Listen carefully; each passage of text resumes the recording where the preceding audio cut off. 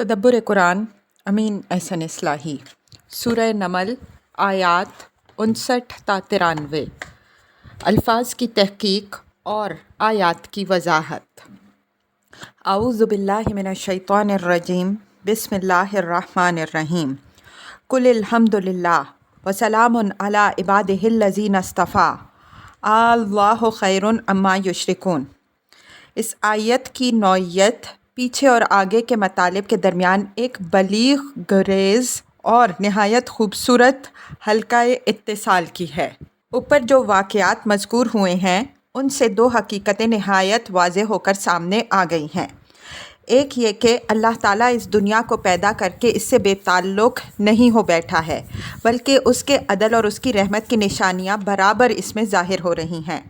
اس نے سرکشی کرنے والوں کو سزائیں بھی بڑی سخت دی ہیں اور اپنے منتخب اور برگزیدہ بندوں کی نصرت بھی برابر فرمائی ہے۔ دوسری یہ کہ سارا اختیار و اقتدار اللہ وحدہ لا شریک ہی کے ہاتھ میں ہے۔ اس کے علاوہ جن کی پرستش کی گئی ان کی کوئی حقیقت نہیں۔ وہ وقت آنے پر نہ اپنے کو خدا کی پکڑ سے بچا سکے اور نہ اپنے پجاریوں کو۔ اب یہ آیت اسی خلاصے کو سامنے پیش کر کے آگے توحید پر جو خطبہ آ رہا ہے اس کے لیے تمہید استوار کر رہی ہے۔ فرمایا کہ جو لوگ تمہاری اور تمہاری پیش کردہ کتاب کی تکذیب کر رہے ہیں ان سے کہہ دو کہ یہ سرگزشتیں جو تمہیں سنائی گئی ہیں ان سے یہ حقیقت سورج کی طرح روشن ہو کر سامنے آ گئی ہے کہ شکر کا سزاوار صرف اللہ ہے، جس نے اپنے عدل و رحمت کی یہ شانیں دکھائی ہیں، اور یہ کہ سلامتی اور نجات اللہ کے ان بندوں ہی کے لیے ہے جن کو وہ دعوت حق اور خدمت خلق کے لیے منتخب فرماتا ہے۔ ان کے دشمن کتنے ہی زور لگائیں لیکن وہ ان کو کوئی نقصان نہیں پہنچا سکتے۔ اللہ ان کی حفاظت فرماتا ہے اور ان کے ہاتھوں حق کا بول بالا ہوتا ہے۔ اس کے بعد فرمایا کہ اصل حقیقت تو یہ ہے کہ جو تاریخ کے ان دلائل سے ثابت ہوئی تو ان سے پوچھو کہ کیا عبادت و شکر گزاری کے لیے اللہ بہتر ہے جس کی یہ شانیں بیان ہوئی ہیں، یا ان کے وہ مزعومہ شرکاء و شفعاء جو نہ اپنی کسی مدد پر قادر ہیں اور نہ اپنے پجاریوں کی۔ اب آگے اسی مضمون سے توحید کے بیان کے لیے گریز ہے۔ من خلق السماوات والارض وانزل لكم من السماء ماء فانبتنا به حدائق ذات بهجة ما كان لكم ان تنبتوا شجرها أإله مع الله بل هم قوم يعدلون۔ اس آیت اور اس کے بعد کی آیات کے صحیح زور کو سمجھنے کے لیے عربیت کے اس اسلوب کو ذہن میں تازہ کر لیجئے جس کی طرف ہم اس کتاب میں جگہ جگہ اشارہ کرتے آئے ہیں کہ اس قسم کے سوالیہ جملوں میں مقصود استفہام اور سوال و جواب نہیں ہوتا بلکہ اتمام حجت اور زجر و تنبیہ ہوتا ہے۔ متکلم پورے زور بیان کے ساتھ سوالیہ انداز میں حقائق کو پیش کرتا ہے اور مخاطب کی طرف سے کسی جواب کا انتظار کیے بغیر آگے بڑھ جاتا ہے، گویا اس کی تردید میں کچھ کہنے کے لیے کوئی گنجائش کسی کے لیے سرے سے ہے ہی نہیں۔ اس زور بیان کے تقاضے سے اس قسم کے جملوں میں بعض اجزائے کلام حذف کر دیے جاتے ہیں جن کو مخاطب خود سمجھ لیتا ہے یا اس کو سمجھ لینا چاہیے۔ کلام کے اس خلا کو متکلم کا زور کلام بھر دیتا ہے۔ خطبہ جاہلیت کے کلام میں اس حذف و ایجاز کی مثالیں بہت ہیں، لیکن قرآن کے آگے ان کو پیش کرنا آفتاب کے آگے دیا جلانا ہے۔ اردو میں یہ اسالیب چونکہ نہیں ہیں، اس وجہ سے ترجمہ میں ہم نے کلام کے محذوفات کھول دیے ہیں۔ من خلق السماوات والارض سے پہلے اتنی بات گویا محذوف ہے کہ بتاؤ تمہارے وہ معبود بہتر ہیں جن کا نہ اس کائنات کی خلق و تدبیر میں کوئی حصہ ہے نہ تمہاری پرورش و بخت میں، یا وہ ذات بہتر ہے جس نے آسمانوں اور زمین کو پیدا کیا اور تمہارے لیے اس آسمان سے پانی اتارا جس سے اس نے خوش منظر باغ اگائے جن کے درختوں کو اگا سکنے پر تم قادر نہیں ہو۔ فَأَنبَتْنَا بِهِ حَدَائِقَ ذَاتَ بَهْجَةٍ میں اسلوب کلام بدل گیا، اوپر کے ٹکڑے میں غائب کے اسلوب میں بات فرمائی گئی، اس میں متکلم کا اسلوب آ گیا۔ یہ امتنان و احسان اور عنایت و ربوبیت کے اظہار کے لیے ہے۔ الہم اللہ یعنی بتاؤ کیا ان سارے کاموں کے کرنے میں خدا کے ساتھ کوئی اور معبود بھی شریک رہا ہے؟ ظاہر ہے کہ نہیں۔ تو پھر تم نے ان کی پرستش کس حق کی بنا پر شروع کر دی؟ یہاں وہ بات یاد رکھنے کی ہے جو ہم جگہ جگہ ذکر کرتے آ رہے ہیں کہ مشرکین آسمان و زمین کا خالق خدا کو مانتے تھے۔ بل ہم قوم یعدلون، یعدلون یہاں عدلا یعدلو عدلن سے ہے، جس کے معنی ہر و ظلم کے آتے ہیں، یعنی ان لوگوں کے پاس اپنے معبودوں کے حق میں کوئی دلیل تو ہے نہیں، لیکن یہ کج روا اور حق ناشناس لوگ ہیں، اس وجہ سے یہ خدا کو چھوڑ کر دوسروں کی پرستش کرتے ہیں۔ یہاں یہ امر بھی ملحوظ رہے کہ اوپر اسلوب خطاب کا تھا لیکن یہ اسلوب غائب کا آ گیا۔ یہ نفرت و کراہت اور اظہار حسرت پر دلیل ہے، گویا بات ان سے منہ پھیر کر فرمائی گئی۔ امن جعل الارض قرارا وجعل خلالها انہارا وجعل لها رواسي وجعل بین البحرین حاجزا الہ مع اللہ بل اکثرهم لا یعلمون۔ یہاں بھی سوال کا پہلا جزو محذوف ہے، یعنی بتاؤ تمہارے یہ فرضی دیوی دیوتا مستحق عبادت ہے یا وہ ذات جس نے تمہارے لیے زمین کو گہوارہ بنایا۔ قرارن کے معنی سکون و قرار کی جگہ کے ہیں۔ زمین کو دوسرے مقامات میں گہوارہ اور بستر سے بھی تعبیر فرمایا ہے، وہی مضمون یہاں لفظ قرارن سے ادا کیا گیا ہے۔ وَجَعَلَ خِلَالَهَا أَنْهَارًا یعنی جس طرح اس نے تمہاری پرورش کے لیے آسمان سے پانی اتارا، اسی طرح اس زمین میں بھی دریا اور چشمے جاری کر دیے۔ وَجَعَلَ لَهَا رَوَاسِيَ اور اس زمین کو اپنے محور و مستقر پر ٹکائے رکھنے کے لیے اس نے اس میں پہاڑ گاڑ دیے کہ کہیں یہ تم کو لیے ہوئے کسی جانب کو لڑھک نہ جائے۔ وَجَعَلَ بَيْنَ الْبَحْرَيْنِ حَاجِزًا بحرین سے مراد جیسا کہ قرآن کے دوسرے مقامات میں تصریح ہے کھاری اور شیریں پانی کے دریا ہیں۔ فرمایا کہ یہ اسی کی قدرت و حکمت ہے کہ وہ ایک طرف سے شیریں پانی کے دریا چھوڑتا ہے اور دوسری طرف سے کھاری پانی کے سمندر کو۔ دونوں آپس میں ملتے ہیں لیکن دونوں کے درمیان اللہ تعالیٰ ایک غیر مرئی دیوار کھڑی کر دیتا ہے، مجال نہیں کہ ان میں سے کوئی بھی اس دیوار کو لانگ کر دوسرے کے حدود میں مداخلت کر سکے۔ فرمایا کہ بتاؤ اس قدرت، اس حکمت، اس اہتمام ربوبیت، اس توفیق استعداد اور اس قیام توازن و توافق میں خدا کے ساتھ تمہارے معبودوں کا بھی کوئی حصہ ہے؟ اگر نہیں ہے اور بالکل بدیہی طور پر معلوم ہے کہ نہیں، تو آخر خدا کی خدائی میں وہ کس حق کی بنا پر ساجی بنا دیے گئے ہیں؟ بل اکثرهم لا یعلمون یہ غائب کا اسلوب یہاں اظہار حسرت و افسوس کے لیے ہے۔ مطلب یہ ہے کہ یہ باتیں تو بالکل بدیہی ہیں لیکن افسوس ہے کہ ان میں سے اکثر ان کو جانتے نہیں اور بتانے پر بھی ان کا حال یہ ہے کہ ان کو جاننا نہیں چاہتے۔ امن یجیب المضطر اذا دعاہ ویکشف السوء ویجعلکم خلفاء الارض الہ مع اللہ قلیلا ما تذکرون۔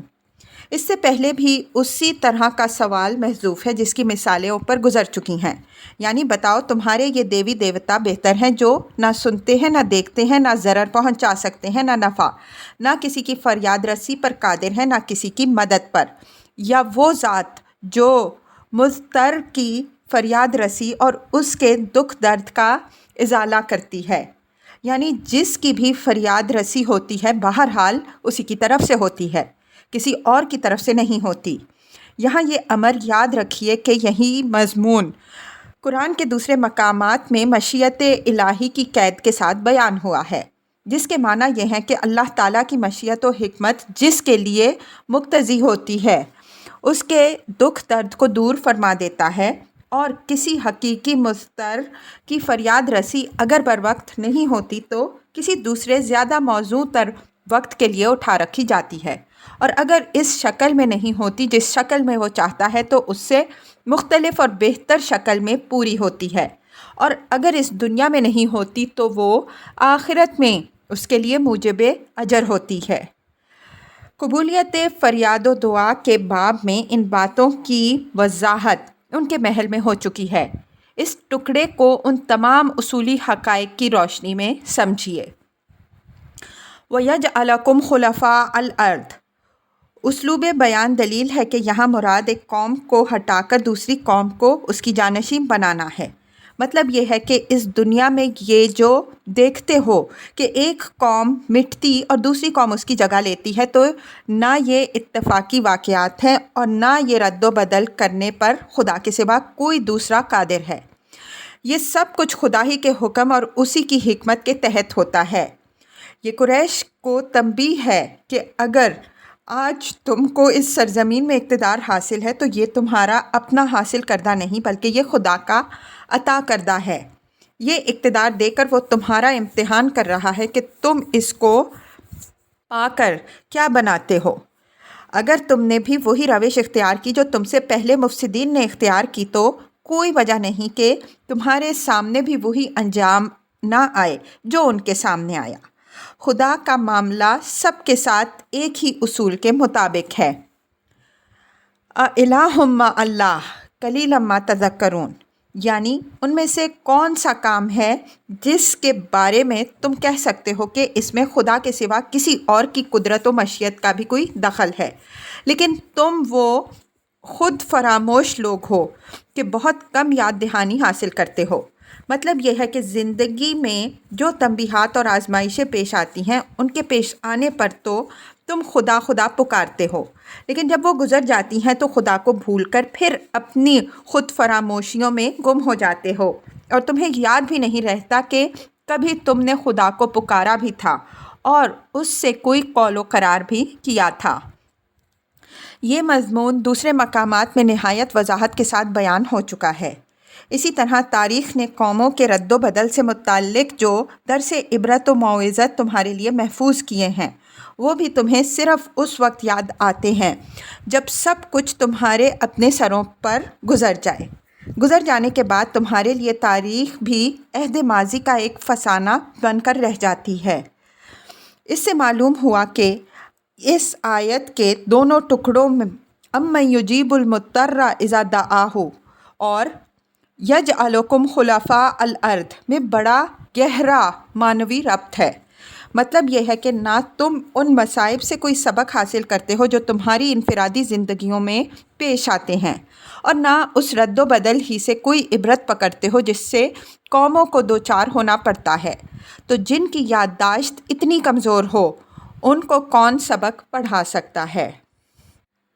أَمَّن يَهْدِيكُمْ فِي ظُلُمَاتِ الْبَرِّ وَالْبَحْرِ وَمَن يُرْسِلُ الرِّيَاحَ بُشْرًا بَيْنَ يَدَيْ رَحْمَتِهِ أَإِلَٰهٌ مَّعَ اللَّهِ تَعَالَىٰ اللَّهُ عَمَّا يُشْرِكُونَ۔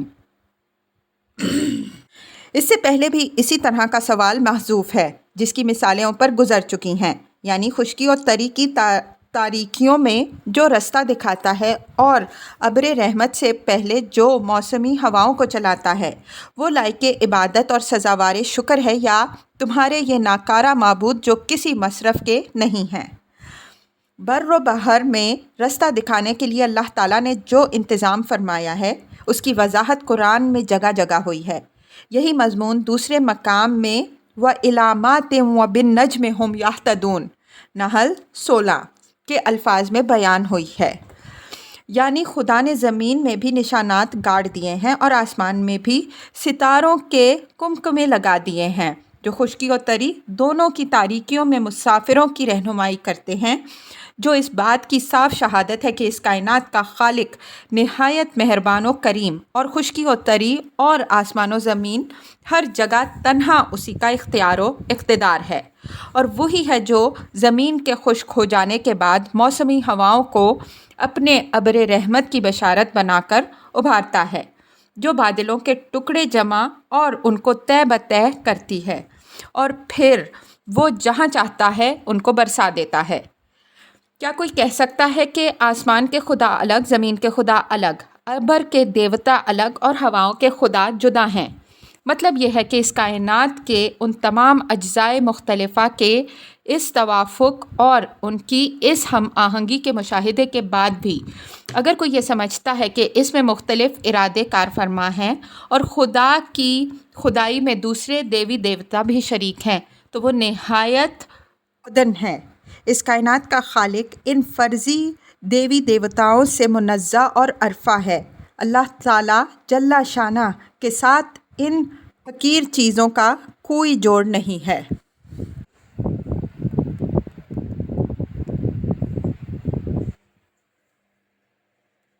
من یبدأ الخلق ثم یعیدہ ومن یرزقکم من السماء والارض اإلہ مع اللہ قل ہاتوا برہانکم ان کنتم صادقین۔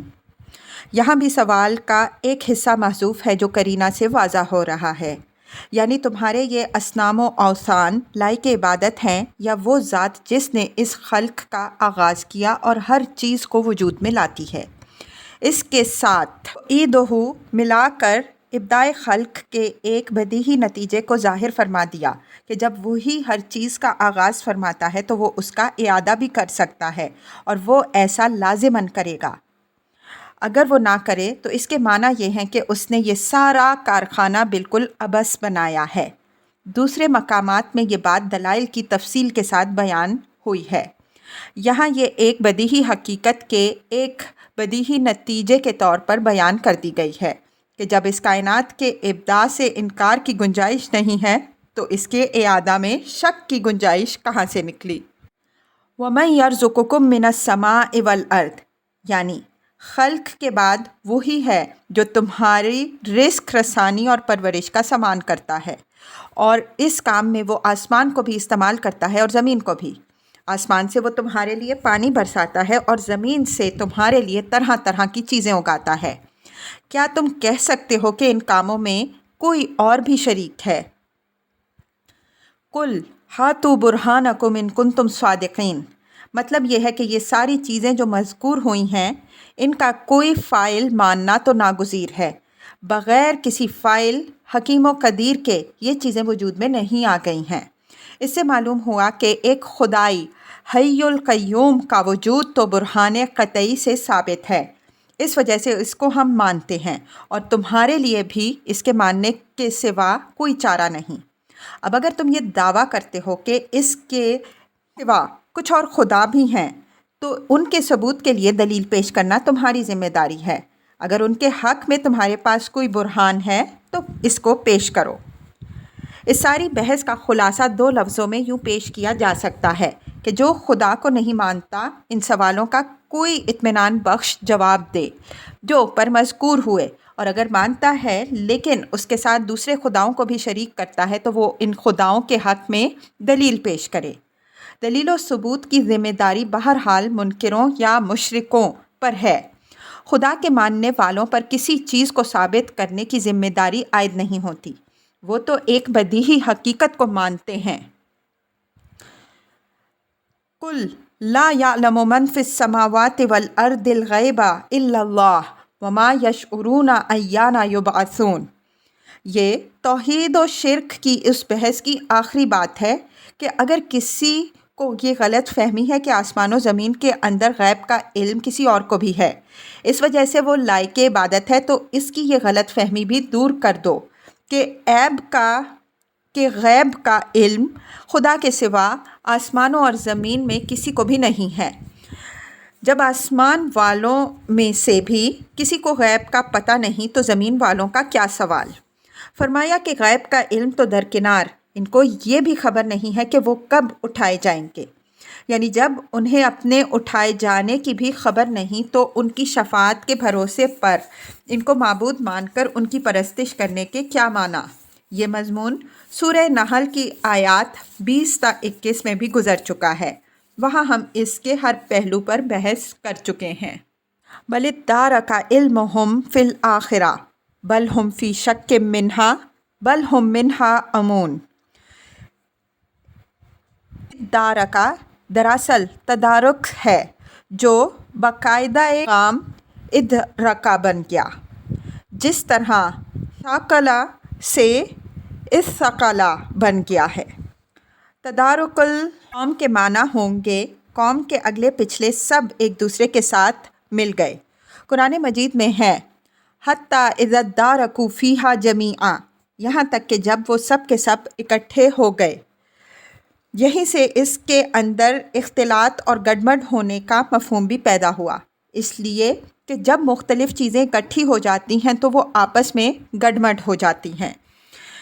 یہ بات ہم اس کے محل میں واضح کر چکے ہیں کہ مشرکین عرب کا موقف آخرت کے باب میں صریح انکار کا نہیں تھا، بلکہ وہ ایک قسم کی ذہنی الجھن میں مبتلا تھے، اس کو ماننا چاہتے نہیں تھے اور اس کے صریح انکار کی گنجائش نہیں پاتے تھے۔ اس وجہ سے وہ ایک قسم کی مگو کی حالت میں مبتلا تھے۔ بعض منہ پھٹ اور بالکل لا ابالی قسم کے لوگ اگرچہ ضد کے جوش میں اس کا انکار بھی کر بیٹھتے تھے، لیکن عام حالت یہ نہیں تھی، بلکہ جیسا کہ ہم نے اشارہ کیا ایک ذہنی الجھن ہی تھی۔ وہ اس کو نہ ماننے کی خواہش کے تحت ایک بہت ہی مستبد بات قرار دیتے تھے کہ بھلا مر جانے اور سڑ گل جانے کے بعد دوبارہ پیدا کرنا اور ساری دنیا کا حساب کتاب اور ان کو جزا و سزا کس کے بس کی بات ہے۔ لیکن اس پر بھی ان کا ذہن پوری طرح مطمئن نہ تھا۔ اس وجہ سے اپنی تسلی کے لیے وہ یہ بھی کہتے تھے کہ بالفرض مرنے کے بعد اٹھنا ہی پڑا اور حساب و کتاب کی نوبت آ ہی گئی تو ہمارے دیوی دیوتا اپنی صحیح و سفارش سے ہمیں بچا لیں گے، اس کے لیے فکر مند ہونے کی ضرورت نہیں۔ قرآن نے ان کی اسی ذہنی کشمکش کو ادارکا علمہم فی الآخرہ سے تعبیر فرمایا، اور یہ نہایت ہی حقیقت افروز تعبیر ہے، لیکن تعجب ہوتا ہے کہ ہمارے مفسرین اس کی تاویل میں معلوم نہیں کس طرح الجھن میں پڑ گئے۔ یہ آیت یہاں بالکل اسی محل میں ہے جس محل میں تمہید کی آیت 5 ہے۔ جس طرح وہاں فرمایا کہ اگرچہ یہ قرآن بالکل واضح ہے، لیکن جو لوگ آخرت کو نہیں مانتے اور نہ ماننا چاہتے ہی ہیں وہ اس پر ایمان نہیں لائیں گے۔ اسی طرح توحید کے اثبات اور شرک کے ابطال پر یہاں ناقابل انکار دلائل پیش کرنے کے بعد فرمایا کہ یہ نہ خیال کرو کہ سورج کی طرح یہ روشن حقائق ان کی سمجھ میں نہیں آ رہے ہیں، بلکہ اصل وجہ یہ ہے کہ آخرت کے باب میں یہ سخت ذہنی الجھن میں مبتلا ہیں، اس کی طرف سے یہ شک میں پڑے ہوئے ہیں، بلکہ اس کی طرف سے اندھے بنے ہوئے ہیں۔